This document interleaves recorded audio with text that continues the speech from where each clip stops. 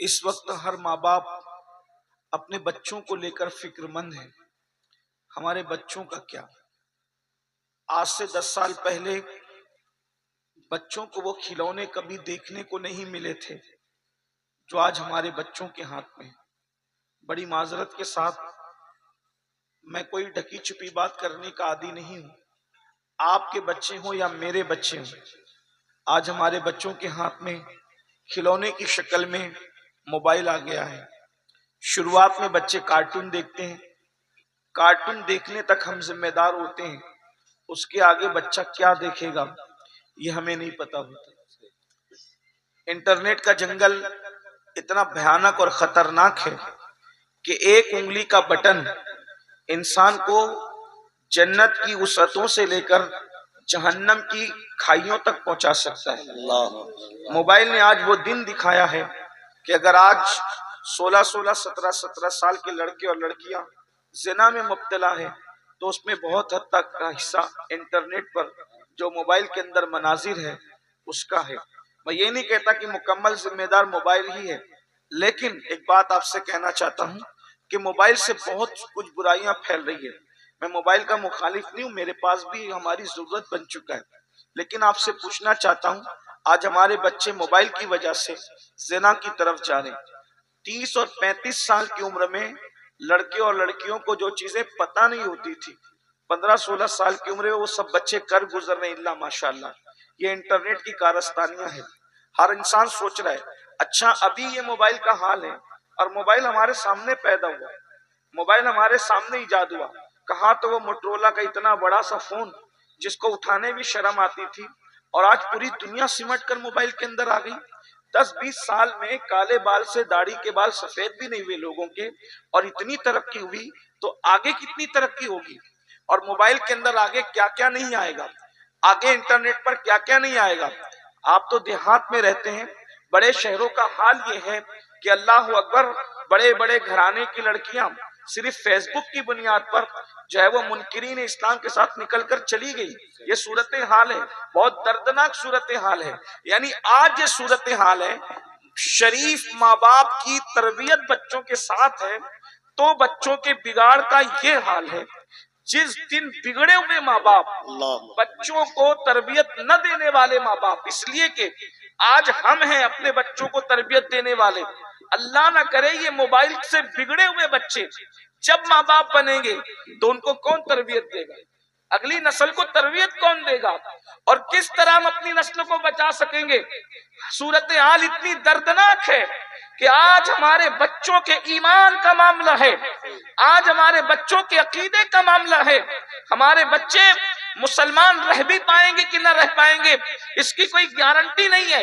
اور اگر کوئی بہت زیادہ دیر ہوشیاری کی باتیں کرتا ہے تو میں اس کے سامنے یہ بات کہنا چاہتا ہوں، یہ تاریخ کا بدترین باب ہے کہ وہ علامہ فضل خیر آبادی جس نے انگریزوں کے خلاف سب سے پہلے دلی کی جامع مسجد میں اللہ اکبر جہاد کا فتویٰ پڑھ کر کے سنایا، اور اپنی جان کی پرواہ کیے بغیر اس فضل حق نے اللہ اکبر جو ہے وہ کالے پانی کی سزا کو چشم سر قبول فرمایا، بخوشی قبول فرمایا. جس کو بیل گاڑی کے پہیے کے اندر باندھ کر جب سزا دی جاتی تھی تو وہ فضل کتنے بڑے عاشق رسول تھے. جب ان کی ہڈیاں چور چور ہوتی تھی تو فضل حق اس وقت امی ابا کو آہ واہ نہیں کرتے تھے بلکہ اغثنی یا رسول اللہ کہتے تھے، اغثنی یا رسول اللہ کہتے تھے. جس کے عشق مصطفیٰ کا یہ حال ہے اس کی صرف 2 نسلیں یا 3 نسلیں گزری ہے، اس نسل میں آج جہلیے پیدا ہو رہے ہیں. منکرین اسلام بعض لوگ ایسے ہیں جنہوں نے اسلام کا انکار. فضل خیر آبادی، علامہ فضل جو اعلیٰ حضرت کے پیر و مرشد کے اللہ اکبر ہم سبق ساتھیوں میں سے تھے، امام المنطق تھے. اندازہ فرمائیں جب ایسے لوگوں کی نسل بگڑ سکتی ہے تو میری اور آپ کی نسل کا کیا؟ ہم تو کچھ کہہ ہی نہیں سکتے بھائیو. فضل پھر بھی تو دور کی بات ہے، فضل پھر بھی تو فضل حق ہے. جب صحابی کا بیٹا بگڑ سکتا ہے، صحابی رسول کا بیٹا بگڑ، ہماری کیا اوقات اور حیثیت ہے؟ تو سب کو حیرانی ہے، بچوں کا کیا، بچوں کا کیا؟ میں نے کہا کوئی حیران ہونے کی ضرورت نہیں، اللہ کے رسول کے فرمان پہ نظر کرو۔ لمبی تمہید میں الجھا نہیں سکتا آپ کو، بہت جلدی سے مقصد پر آتے ہیں۔ اگر اپنے بچوں کو زنا سے، نشے سے، شراب سے، چوری سے، حرام سے، گندگی سے، جہنم کی آگ سے بچانا ہے تو آج سے 1450 سال پہلے اللہ کے رسول نے نصاب بیان کر دیا۔ اللہ کے رسول صلی اللہ علیہ وآلہ وسلم نے نصاب بیان کر دیا، فرمایا اپنی اولاد کو 3 باتیں سکھاؤ۔ ان 3 باتوں پہ گفتگو کر کے میں اپنی بات پوری کر رہا ہوں۔ میری بہنوں کی خاص توجہ، اس لیے کہ ماں بچے کی تربیت میں بہت بڑا کردار ادا کرتی ہے، اور اللہ اکبر، اگر ماں کی گود سدھری ہوئی ہو تو پھر بچے کو کسی اصلاح معاشرہ کے جلسے کی ضرورت نہیں پڑ سکتی۔ اللہ اکبر، اس لیے ماؤں کی توجہ زیادہ۔ اللہ کے رسول صلی اللہ علیہ وآلہ وسلم نے ارشاد فرمایا اپنی اولاد کو 3 باتیں سکھاؤ۔ سکھا دو اپنی اولاد کو 3 باتیں۔ وہ 3 باتیں کیا ہے؟ جلدی جلدی پڑھی جاتی ہے۔ نمبر 1، سب سے پہلے نمبر پر اپنی اولاد کو جو بات سکھاؤ، فرمایا حب نبیکم، تمہارے نبی کی محبت سب سے پہلے اپنی اولاد کو سکھاؤ۔ سب سے پہلے اپنے نبی کی محبت اپنی اولاد کو سکھاؤ۔ اللہ اکبر، یعنی کہ کیا؟ عشق مصطفیٰ اپنے بچوں کے سینے میں انڈیل دو۔ اب انسان سوچتا ہے یار عشق رسول پیدا کرنے سے ہوگا کیا؟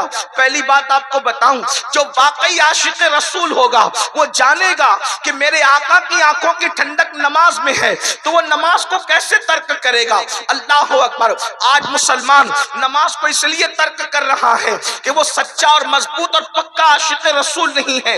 اللہ اکبر، اللہ اللہ، جسے یہ احساس ہوگا عشق رسول کے بعد کہ میرے آقا کی آنکھوں کی ٹھنڈک نماز میں ہے، تو وہ مسجد کو ویران کیسے کرے گا؟ حرام کھانے سے محبوب ناراض ہوں گے تو وہ لقمہ حرام ہاتھ میں کیسے لے گا؟ اس لیے اپنے بچوں کے سینے میں محبت رسول پیدا کرو، عشق رسول پیدا کرو۔ اب آپ سے ایک سوال کرنا چاہتا ہوں، اپنی بہنوں سے بھی اور آپ سب سے، آپ مجھے بتائیں، جب ہمیں ہی نہیں پتا کہ عشق رسول چیز کیا ہے تو ہم اپنے بچوں کے دل میں عشق مصطفیٰ کیسے پیدا کریں گے؟ عشق رسول کیسے پیدا کریں گے؟ میرے عزیز، یہ کوئی چڑیا تو نہیں ہے کہ آپ اسے پنجرے میں بند کر لیں، یہ کوئی سودا تو نہیں ہے آپ اسے بازار سے خرید لیں۔ اللہ اکبر، یہ کوئی چیز ایسی تو نہیں ہے کہ خریدی اور بیچی جا سکتی ہے۔ سن لو اور اچھی طرح سے سن لو، قدرت جس کو جنت کے لیے منتخب کر لیتی ہے اسی کے سینے میں محبت رسول عطا کرتی ہے، اسی کے سینے میں عشق رسول عطا کرتی ہے۔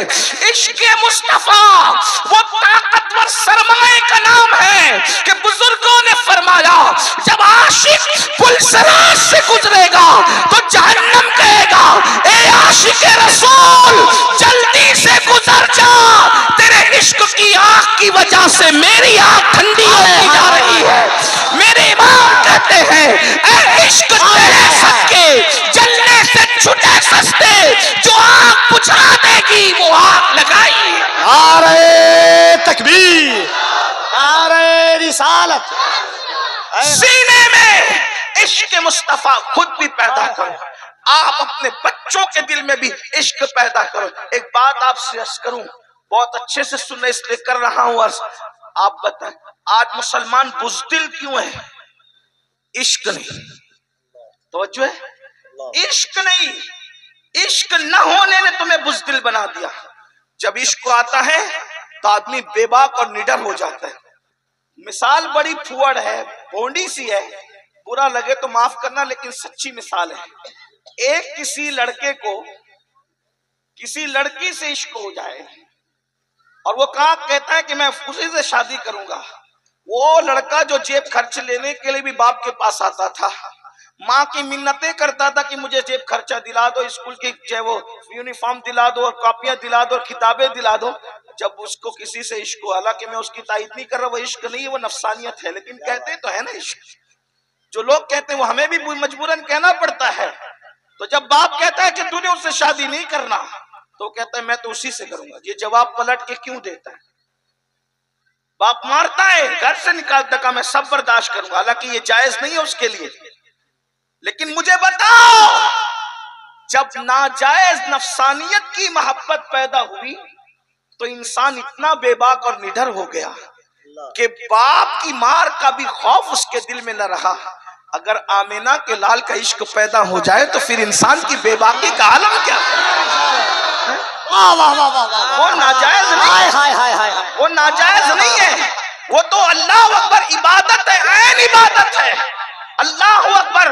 ہر فرشتہ اسی محبت میں ڈوبا ہوا ہے، ہر پودا اسی محبت میں ڈوبا ہوا ہے، ہر دریا اسی محبت میں ڈوبا ہوا ہے. اللہ اکبر.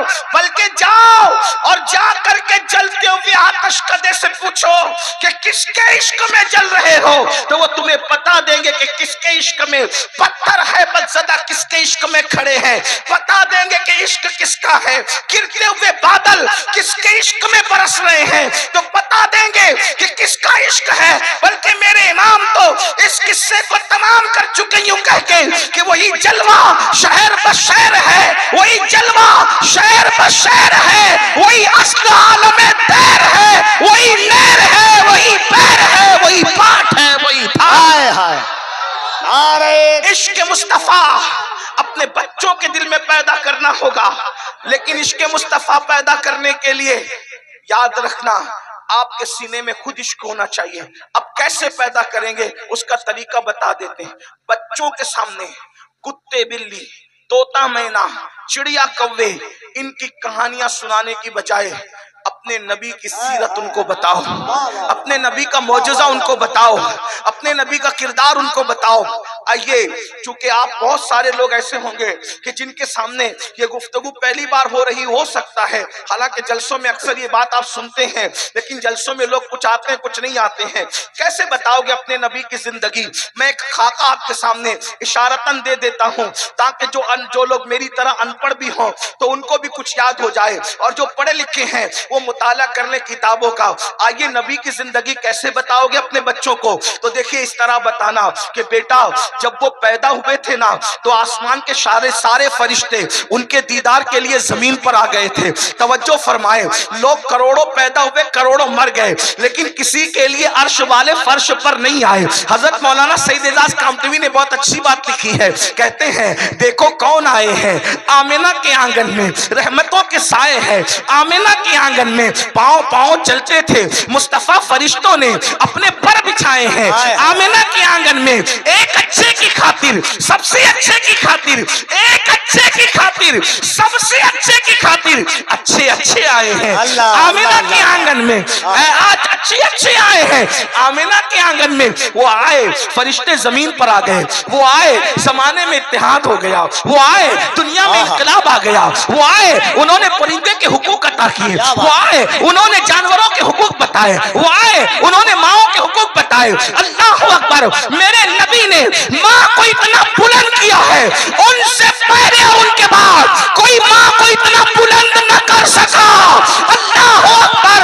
ماں جب پیدا ہوئی بیٹی کی شکل میں تو اس کے ماں باپ کے لیے جنت ہو گئی.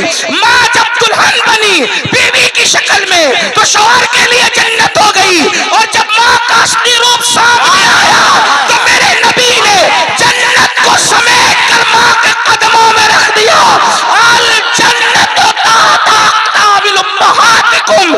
جنت تمہاری ماؤں کے قدموں کے نیچے ہے. ایک بات بتائیں، جنت کہاں ہے؟ جنت کہاں ہے؟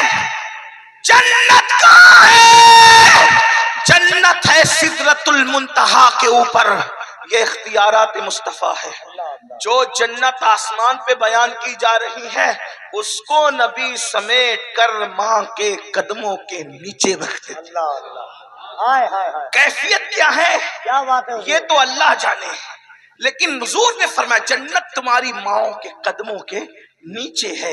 حضور نے ماں کو اتنا، اب یہ مائیں، جس نبی نے ماں بتایا، توجہ ہے، جس نبی نے ماں بتایا کہ ماں کیا ہے. میری بہن تجھے کوئی نہیں پیار کرتا. جب تو پیدا ہوئی تھی تو تجھے بیٹی کی شکل میں زندہ دفن کرتے تھے لوگ. جب تو بیوی بنتی تھی تو لوگ تجھے جوئے میں ہار جاتے تھے. اور جب تم ماں بنتی تھی تو تیرے ساتھ زنا تک کرتے تھے بچے، یہ تیرا حال تھا، لیکن یہ میرا نبی ہے، جب تو پیدا ہوئی تو فرمایا جس کے گھر بیٹی پیدا ہو اور وہ غم نہ کرے بلکہ خوشی کرے، وہ بیٹیوں کا باپ اور میں محمد جنت میں اتنے قریب ہوں گے جیسے یہ 2 انگلیاں قریب ہے۔ سبحان اللہ، سبحان اللہ۔ بیوی بن گئی تو آقا نے فرمایا تم میں سب سے اچھا وہ ہے جو اپنی بیوی کے ساتھ اچھا سلوک کرے، تیری عظمت بتائی۔ اور جب تو ماں بن گئی تو کیا کہا؟ ماں کا چہرہ دیکھو تو مقبول حج کا ثواب، ماں پہ خرچہ کرو تو ہر خرچے سے زیادہ ثواب، ماں کے لیے دعا کرو تو ماں کی دعا کرنے پر تمہاری عمر لمبی ہو جائے تمہارے مال میں۔ جب نبی نے بتایا ماں کیا ہے تو اب ماں پر یہ حق ہے کہ ماں بتائے کہ نبی کیا ہے۔ ماں کو چاہیے کہ ماں بتائے نبی کیا ہے۔ اور یاد رکھنا جب رسول اللہ نے ماں کی انتہائی عظمت بتائی، انتہائی عظمت، تو ماں کو بھی چاہیے کہ وہ رسول کی انتہائی عظمت بتا دے اور اپنے بچوں کو بتائے کہ ہمارا نبی کسی کی طرح نہیں ہے، بلکہ امام کے لہجے میں یوں کہے سب سے اولا وہ اعلیٰ ہمارا نبی، سب سے بالا وہ اعلیٰ ہمارا نبی، اپنے مولا کا پیارا ہمارا نبی، دونوں عالم کا دولا ہمارا نبی، خلق سے اولیاء، اولیاء سے رسول اور رسولوں سے اعلیٰ ہمارا نبی۔ سارے اچھوں میں اچھا سمجھیے جسے، ہے اس اچھے سے اچھا ہمارا نبی۔ سارے اونچوں میں اونچا سمجھیے جسے، ہے اس اونچے سے اونچا ہمارا نبی۔ حسن کھاتا ہے جس کے نمک کی قسم، وہ ولی دلارا ہمارا نبی۔ کون دیتا ہے دینے کو منہ چاہیے، دینے والا ہے سچا ہمارا نبی۔ بتاؤ اپنے نبی کی عظمت بتاؤ۔ ارے وہ جب اپنا لعاب کھاری کنویں میں ڈالتے تھے تو کنویں میٹھے ہو جاتے تھے، وہ اپنا لعاب سوکھے کنویں میں ڈالتے تھے تو کنواں بھر جاتا تھا، وہ اپنا لعاب غصے میں کسی پہ تھوک دیتے تھے تو مر جاتا۔ توجہ کر، ایک ہی لعاب ہے، اس کی تاثیر جدا جدا، کھاری کنویں میں ڈالے تو میٹھا ہو جائے۔ اس پر میں بنگال والوں کو یہ نہیں کہوں گا کہ اس پہ بولو سبحان اللہ، میں چندے والا آدمی نہیں ہوں، آپ کی عشق کا تماشا بھی تو دیکھنا چاہتا ہوں کہ نبی کے نام پہ اگر کنکر بول سکتے ہیں تو سنی چپ رہتے ہیں تو پھر بات کیا؟ آپ برا مت ماننا، یہ بات مجھے کہنے کی ضرورت پیش نہیں آتی، لیکن جمود ہے نا، نبی کا نام سن کر جذبہ نہیں آئے گا آپ کو۔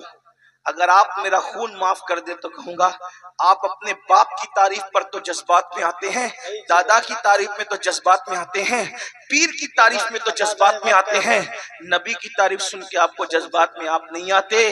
کس بلا کی میں سے ہے سرشار ہم، بڑی معذرت، معاف کر اگر آپ کے پیر صاحب کا ذکر کروں نا ابھی مجمع اچھلے گا، لیکن کتنا بڑا المیہ ہو گیا ہے، نبی کا ذکر ہو رہا ہے سنی سناٹے میں، کیا پلایا ہے ہم نے، کیا دور سے۔ میں پیروں کا مخالف نہیں، واللہ العظیم استغفر اللہ، جو پیروں کا مخالف ہو اناد اور بغض کی بنیاد پہ اس پہ لعنت کرتا ہوں، اس کی فکر پہ لعنت کرتا ہوں، لیکن آپ سے پوچھتا ہوں پیر تو تھے اسی لیے جو رسول اللہ کے قریب کرتے۔ اللہ اللہ اللہ، ہائے ہائے ہائے۔ پیر سنگ راہ کی حیثیت رکھتا ہے جو منزل کی طرف بڑھا دے، جو سنگ راہ اپنے پاس پکڑ کے بٹھا دے وہ رہبر نہیں بلکہ کیا بات ہے، واہ واہ واہ واہ واہ واہ واہ واہ واہ واہ۔ بہت معذرت کے ساتھ ہر پیر کا ذکر کرو، بالکل کرو، ہر فقیر کا ذکر کرو، بالکل کرو، لیکن سب سے زیادہ جس کا ذکر کرو اس کا کرو جس کا اللہ نے کیا۔ آغاز سے اخیر تک قرآن ہے نعت مصطفیٰ، جتنا ذکر محبوب کا کیا قرآن میں کسی کا نہیں کیا، اس لیے ہم بھی محبوب کا، بھائی کرو گے نہیں تو لوگ ان کے قریب کیسے ہوں گے؟ اور حضور محتاج نہیں ہے، جنہوں نے ان کا ذکر کیا وہ اہل ذکر ہو گئے۔ آج امام احمد رضا ہماری محفلوں میں کیوں یاد کیے جاتے ہیں؟ پٹھان تھے اس لیے کہ اور پٹھان نہیں تھے دنیا میں، عالم تھے اس لیے کہ اور عالم نہیں تھے دنیا میں، محدث تھے اس لیے کہ محدث نہیں تھے دنیا میں، فقیہ تھے اس لیے اور فقیہ نہیں تھے دنیا میں، مفتی تھے اس لیے اور مفتی نہیں تھے دنیا میں۔ احمد رضا محفلوں میں اسی لیے یاد کیے جاتے ہیں کہ انہوں نے اٹھتے بیٹھتے سوتے جاگتے صرف نبی کا ذکر کیا، نبی کا ذکر اپنی حیثیت سے کیا۔ میرے نبی نے گلی گلی احمد رضا کا ذکر کروا۔ نعرہ تکبیر، عشق کی محبت، عشق کی محبت. ارے وہ کیسا عاشق تھا، بھائی انتقال کر جائے تو مرثیہ نہیں لکھتا، نبی کی نعت لکھتا. لوگ بھائی کی میت پہ مرثیے لکھتے ہیں. احمد رضا ایسا کشتہ عشق رسول تھا جس نے بھائی کی میت پر بھی مرثیہ نہیں بلکہ نعت لکھی. آنکھیں رو رو کے سجانے والے، جانے والے نہیں آنے والے، وہی دھوم ان کی ہے ماشاءاللہ، وہی دھوم ان کی ہے ماشاءاللہ. مٹ گئے آپ مٹانے والے، حسن تیرا سا نہ دیکھا نہ سنا، حسن تیرا سا نہ دیکھا نہ. بھائی نہیں، ذکر مصطفیٰ جانتے ہیں. دنیا سے گئے ہوئے بھائی کو یاد کروں گا تو غم اور بڑھ جائے گا، نبی کو یاد کروں گا تو غم ختم ہو جائے گا. اللہ اللہ.